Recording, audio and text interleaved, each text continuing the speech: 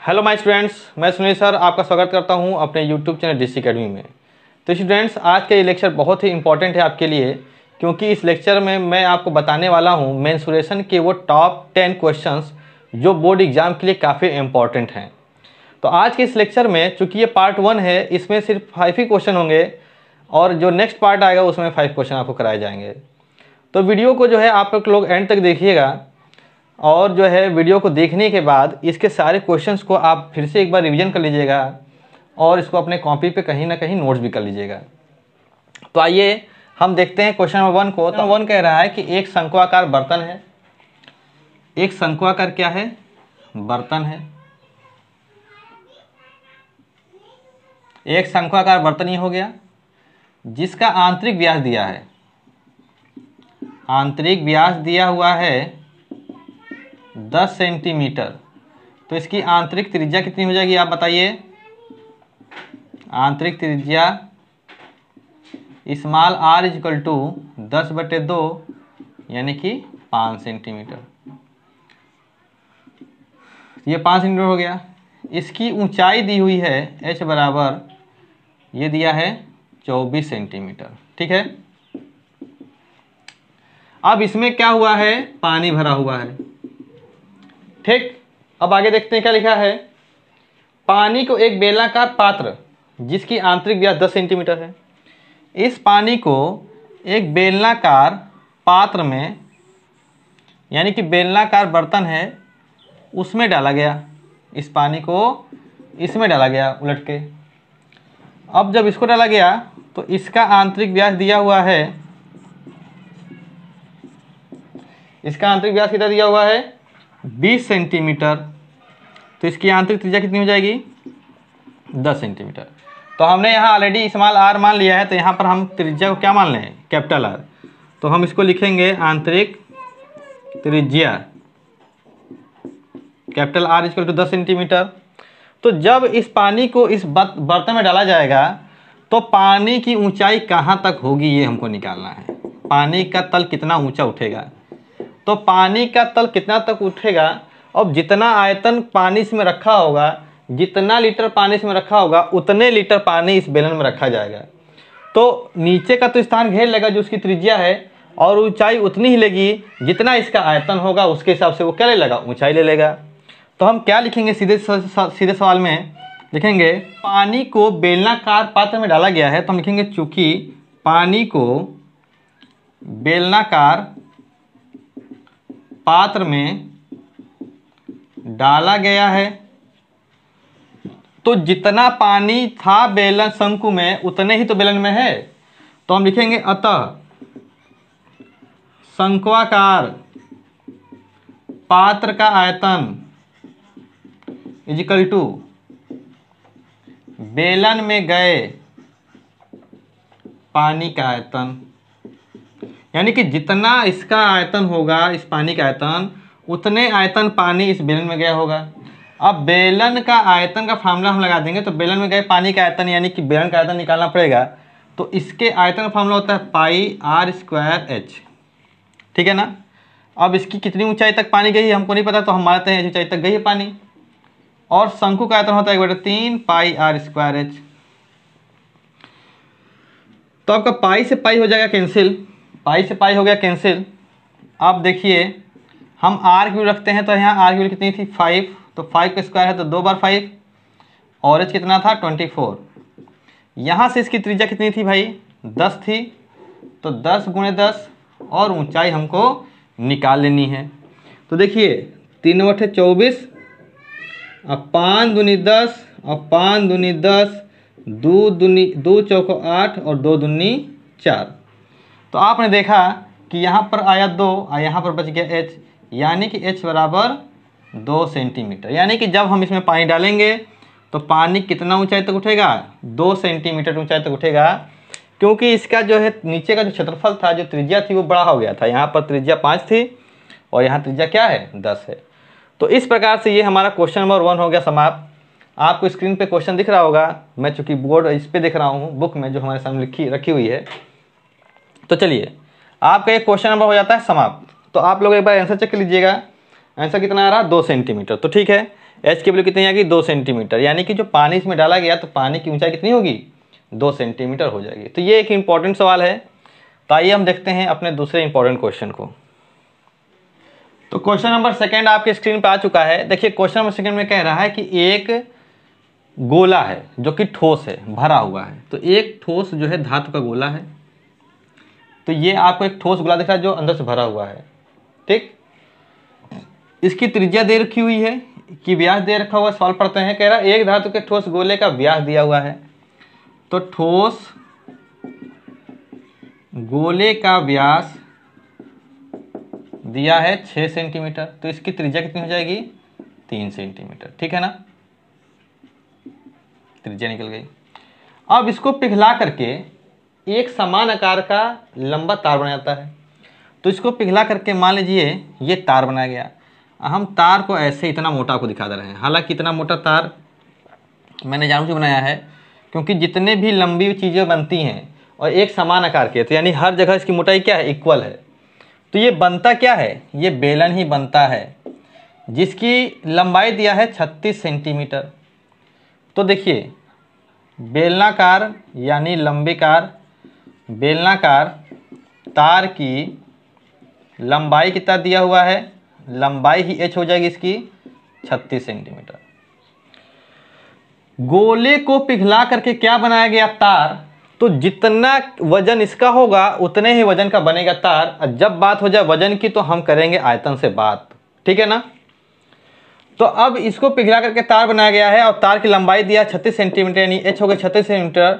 और कह रहा है कि इस तार का व्यास बताना है। तो व्यास का मतलब 2 गुणे त्रिज्या बताना है। तो हमें r की वैल्यू निकालनी होगी।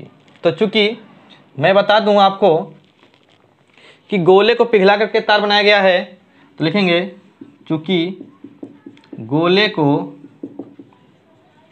पिघलाकर तार बनाया गया है, अतः तार का जो आयतन होगा वो गोले के आयतन के क्या हो जाएगा, बराबर हो जाएगा।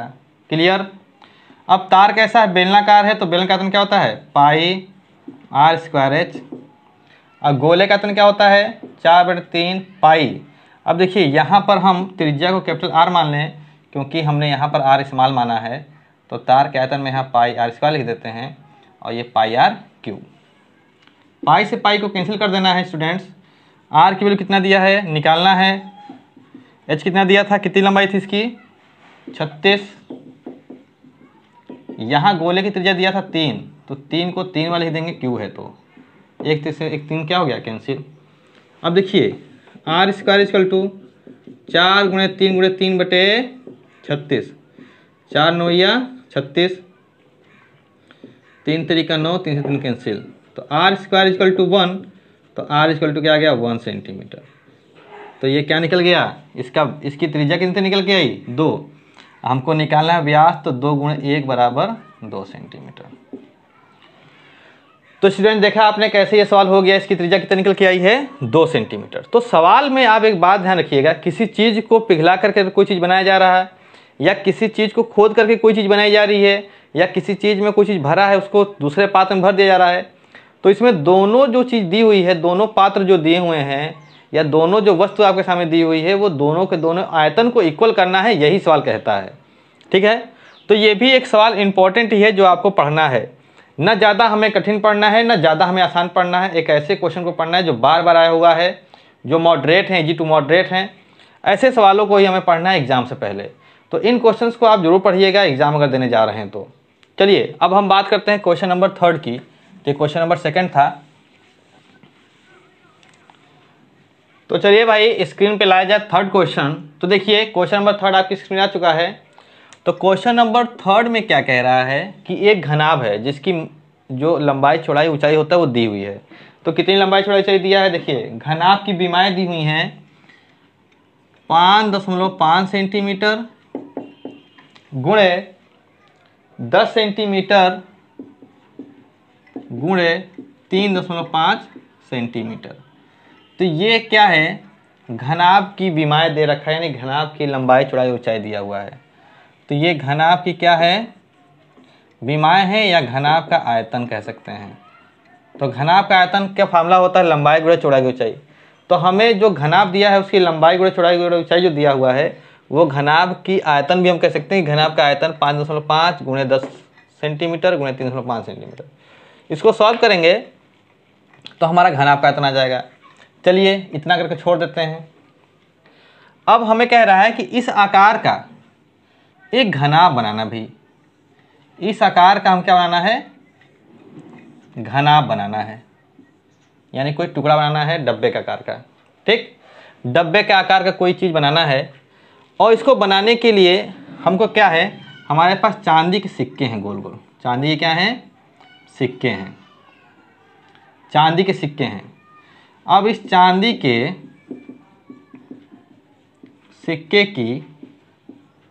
सिक्के का व्यास दे रखा है, कितना है, 1.75 सेंटीमीटर। ठीक, तो इसकी हम त्रिज्या निकाल लें, 13.75/2 सेंटीमीटर।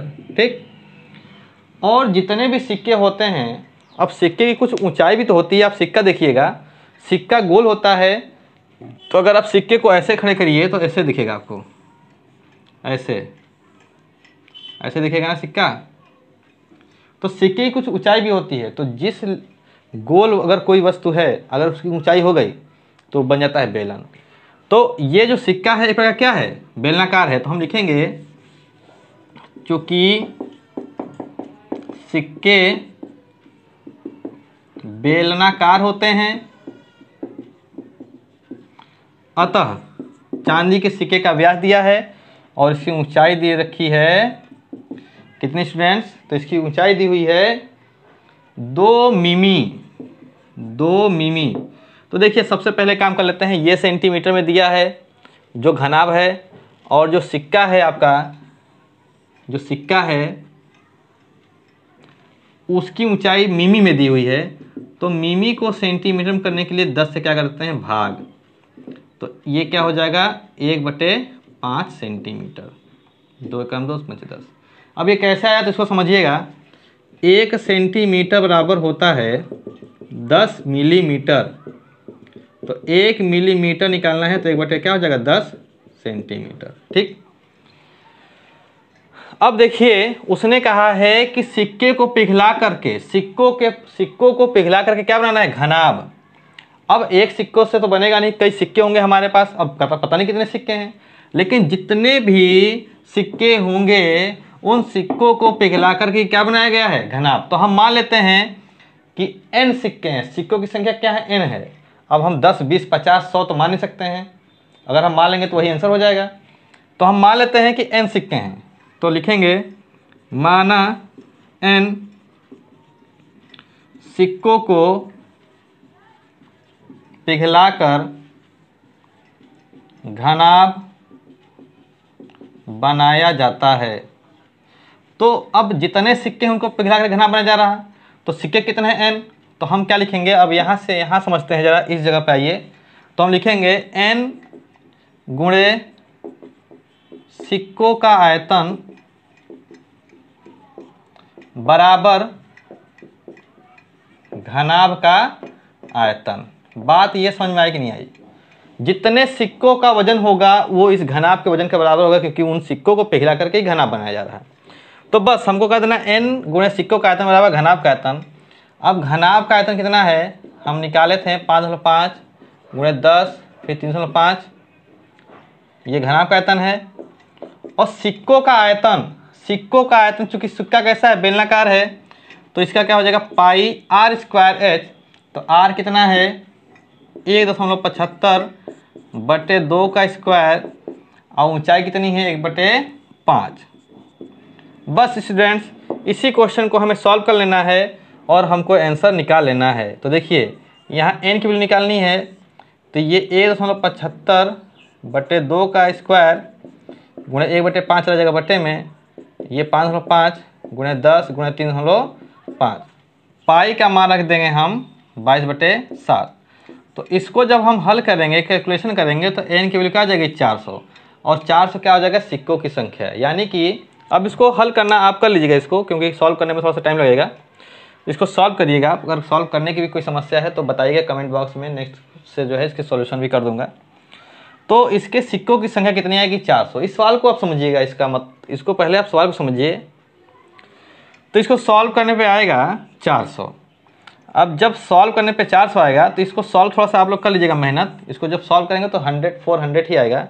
इसका मतलब ये हुआ कि 400 सिक्के को पिघला करके बनाया जाएगा घनाभ, जिसका आकार क्या होगा, 5.5 × 10 × 3.5 सेंटीमीटर। ठीक है स्टूडेंट्स, तो उम्मीद करता हूँ कि आपको ये क्वेश्चन समझ में आया। जब कभी भी किसी चीज़ को पिघला करके कोई चीज़ बनाई जाती है तो हम उनके आयतन को इसके आयतन के क्या करते हैं, इक्वल करते हैं। अब कितने सिक्के थे ये हमें मालूम नहीं था, तो n सिक्कों का आयतन बराबर इस घनाभ का आयतन, और n क्या है, सिक्कों की संख्या। हम n की वैल्यू निकाल लेंगे सिक्कों की संख्या से भाग करके घनाभ का आयतन का। ठीक है ना। चलिए अब देखते हैं क्वेश्चन नंबर हम 4 को। तो स्टूडेंट्स अब हम देखते हैं क्वेश्चन नंबर 4 को। तो स्क्रीन पे क्वेश्चन नंबर 4 आ चुका है। तो क्वेश्चन नंबर 4 कह रहा है, मैं यहाँ देख सकता हूँ कि एक ठोस एक बेलन के रूप का है। तो एक ठोस है एक बेलन का रूप का है। देखिए एक ठोस हम बनाते हैं बेलन के रूप का, ठीक। एक ठोस एक बेलन के रूप का है जिसके दोनों सिरों पर अर्धगोले लगे हुए हैं, जिसके दोनों सिरों पर लग गए हैं अर्धगोले, ऐसे और ऐसे, ठीक ना। दोनों सिरों पर अर्धगोले लगे हुए हैं, ऐसे लगा दिए हम। अब आगे कह रहा है कि ठोस की कुल ऊंचाई 19 सेंटीमीटर है। तो ठोस की कुल ऊंचाई का मतलब यहाँ से लेकर के यहाँ तक की पूरी ऊंचाई दिया है 19 सेंटीमीटर। तो लिखेंगे यहाँ से ठोस की कुल ऊंचाई कैपिटल H बराबर 19 सेंटीमीटर। आगे दिया है और बेलन का व्यास 7 सेंटीमीटर है। बेलन का व्यास 7 सेंटीमीटर। तो त्रिज्या निकाल लेंगे तो हो जाएगा 7/2 सेंटीमीटर, यानी कि 3.5 सेंटीमीटर। तो व्यास होता है यहाँ से यहाँ तक की, तो हमने इसकी त्रिज्या निकाल ली। कितना निकल गया, 3.5 सेंटीमीटर। ठीक। तो आप एक बात समझिएगा कि ये इसकी त्रिज्या है, तो ये त्रिज्या आपके बेलन की भी होगी और इस अर्धगोले की भी होगी। अब गोले के बारे में एक बात जरूर जानते होंगे कि अगर त्रिज्या अगर ये आपकी 3.5 है तो ये भी 3.5 होगी, ये भी होगी, ये भी होगी। हर केंद्र से दूरी जो होगी वो 3.5 ही होगी। तो हम ये वाली अगर हम त्रिज्या नापें तो ये भी कितनी होगी, 3.5 सेंटीमीटर, और ये हम नापें तो ये भी कितनी होगी, 3.5 सेंटीमीटर, और इस त्रिज्या 3.5 सेंटीमीटर। यानी कि बेलन का व्यास दिया था 7 सेंटीमीटर, तो त्रिज्या 3.5 सेंटीमीटर हो गई। अतः अर्ध गोले की त्रिज्या भी 3.5 सेंटीमीटर ही होगी। ये बात समझ में आई कि नहीं, क्योंकि ये इसकी त्रिज्या बेलन की दी थी और बेलन के ही ऊपर क्या था, अर्धगोला। तो जो त्रिज्या बेलन की वही अर्धगोले की, और अर्धगोले की त्रिज्या या बेलन की या फिर गोले की त्रिज्या हर जगह क्या होती है, इक्वल होती है। तो ये भी 3.5 और ये भी 3.5, ये भी 3.5 और ये भी 3.5। ठीक है। तो अगर हमें सिर्फ बेलन की ऊंचाई निकालना होगा, अतः सिर्फ बेलनाकार भाग की ऊंचाई अगर निकालना हो कि बेलन की ऊंचाई कितनी है, स्मॉल h हमको, यानी कि यहाँ से यहाँ तक निकालनी है, तो हम क्या करेंगे, पूरी ऊंचाई में से ये और ये क्या कर देंगे, घटा देंगे। तो हम लिखेंगे h माइनस का 3.5 और 3.5 ये कितना हो गया, 7। तो कैपिटल H कितना है, 19 माइनस 7 यानी कि 12 सेंटीमीटर। अब चलिए सवाल में क्या पूछ रहा करते हैं। तो कह रहा ठोस का आयतन और संपूर्ण पृष्ठीय क्षेत्रफल बताना है। तो बस ठीक है, इस ठोस का आयतन बताना है। तो ठोस का आयतन यानी कि इस पूरे ठोस का आयतन में क्या क्या मिला हुआ है बताइएगा। बेलन का आयतन है प्लस 2 अर्धगोले का है, तो 2 गुणे अर्धगोले का आयतन। बस इसको सॉल्व कर लेना है। बेलन का आयतन का फॉर्मूला होता है पाई आर स्क्वायर एच, अर्धगोले का आयतन होता है 2/3 पाई आर क्यूब। तो देखिए इसको करेंगे हम सॉल्यूशन इसका, तो पाई की वैल्यू 22/7 रखिए, आर की वैल्यू कितनी है 3.5, तो 3.5 रखिए या 7/2 रखिए, हम कोई भी रख लेते हैं। तो 7/2 करके देखते हैं, थोड़ा सा आसानी पड़ जाएगी।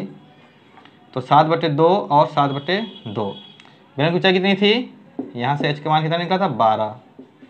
फिर ये देखिए 2 दूनी 4/3, पाई का मान 22/7 और आर कितना है 7/2 गुणे 7/2 गुणे 7/2। तो हमको आर की वैल्यू 7/2 ही लेकर के चलनी है, ठीक है ना। अब इसको सॉल्व करेंगे तो 7 से 7 कैंसिल होगा, 7 से 7 कैंसिल होगा, ठीक। 2 से 22 कैंसिल हो जाएगा और 2 से 22 कैंसिल 11 होगा, 2 दूनी 4 हो जाएगा।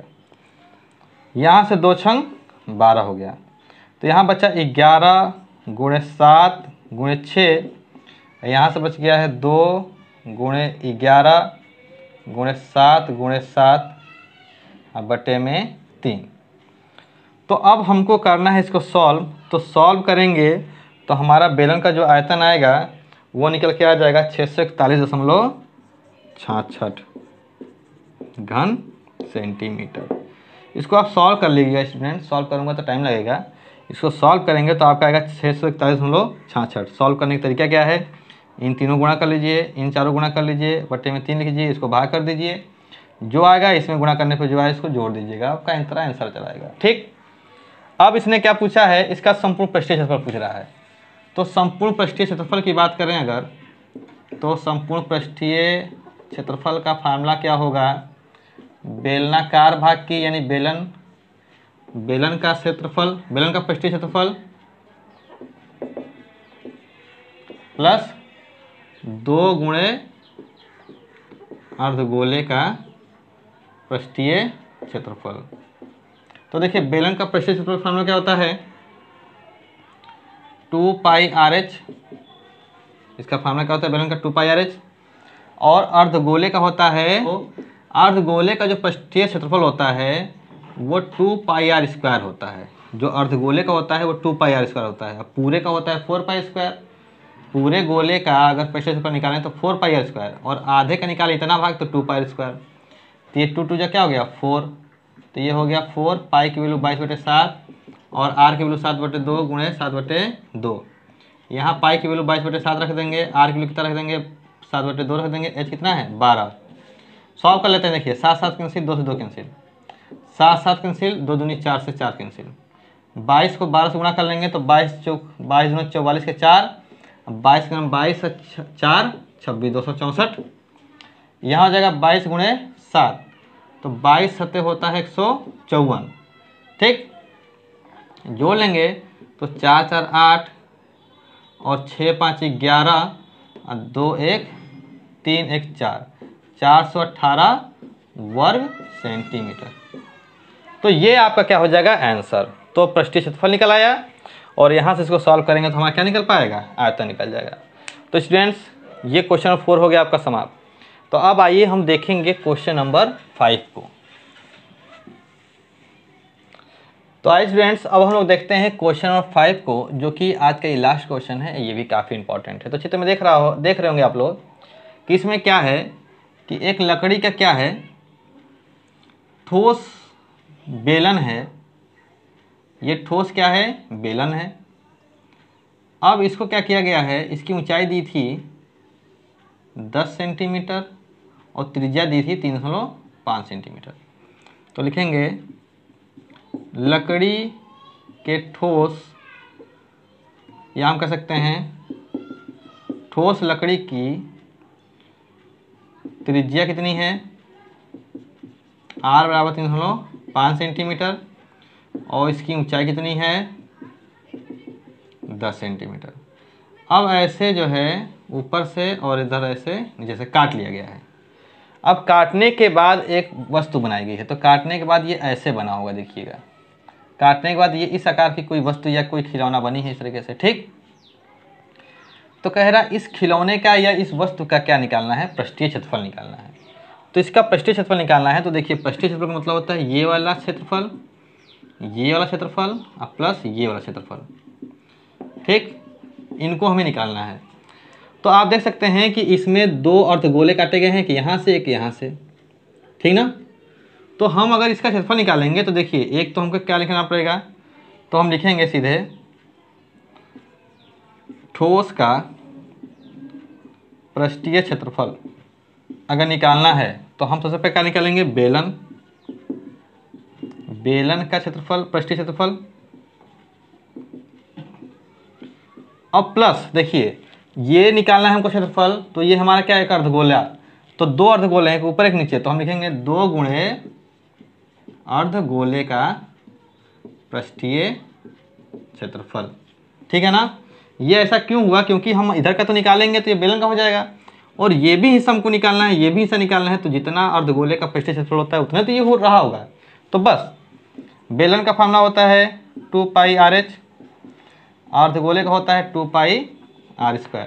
अब दोनों की त्रिज्या एक ही होंगी, इसकी यानी अर्धगोले की त्रिज्या 3.5 होगी और इस बेलन की भी त्रिज्या 3.5 ही होगी। इसकी ऊंचाई कितनी है, 10। बस इसको रख देना है यहाँ पर, पाई का मान 22/7, त्रिज्या कितनी रखेंगे 3.5, ऊंचाई कितनी है इसकी 10। ये दो दूनी कितना हो गया 4, पाई का मान 22/7 और इसकी त्रिज्या 3.5, 2 बार।